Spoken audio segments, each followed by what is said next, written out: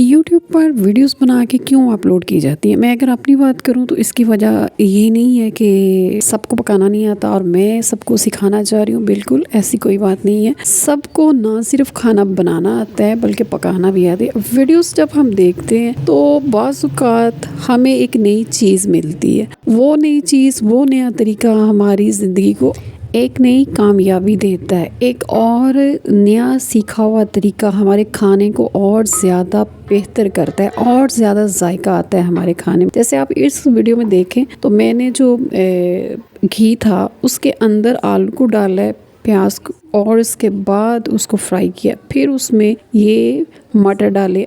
इससे खाने के बनाने का तरीके से ये हुआ कि खाने में एक नया जायका आया। बच्चे जो नहीं खाते उन्होंने भी शौक़ से खाया। अस्सलाम वालेकुम, कैसे हैं आप? उम्मीद है आप सब बहुत अच्छे होंगे। इसके साथ देखें ये जो मैंने टमाटर की प्योरी बना के इसमें डाली है, तो इससे क्या होता है कि इसके अंदर वो जो बच्चियाँ जैसे सीखती हैं वो यूट्यूब से निकाल के देखती हैं वीडियोस, और उन्हीं से निकाल के देख के वो खाना बनाती हैं। शोरबे के ऊपर तैरते हुए नज़र नहीं आएंगी। तो बच्चियों के लिए बनाना बहुत आसान हो जाता है, या वो ख़वातीन जिन्हें समझ नहीं आती है अब इसका क्या तरीका करें, उनके लिए भी इस वीडियो में आसानी है। तो चीज़ें बनाने का, करने का, दिखाने का एक मकसद सिर्फ पैसा नहीं है। पैसे के अलावा एक तो आपको का टाइम अच्छा गुजर जाता है। मैं हमेशा ये बात करती हूँ कि इंसान हमेशा अपनी गलतियों से सीखता है और ख़ुद से और दूसरों से सीखता है। अगर ऐसे ना होता तो शायद आज भी हम लोग किसी पहाड़ पर रह रहे होते और नंगे घूम रहे होते। ये आगे बढ़ने का, देखने का अमल ही था जिसने हमें इस जहाँ तक पहुँचाया। वीडियो पसंद आई तो उसे लाइक और शेयर ज़रूर कर दें। अपना ख्याल रखिएगा। फिर मिलेंगे एक नई और अच्छी रेसिपी के साथ। अल्लाह हाफ़िज़।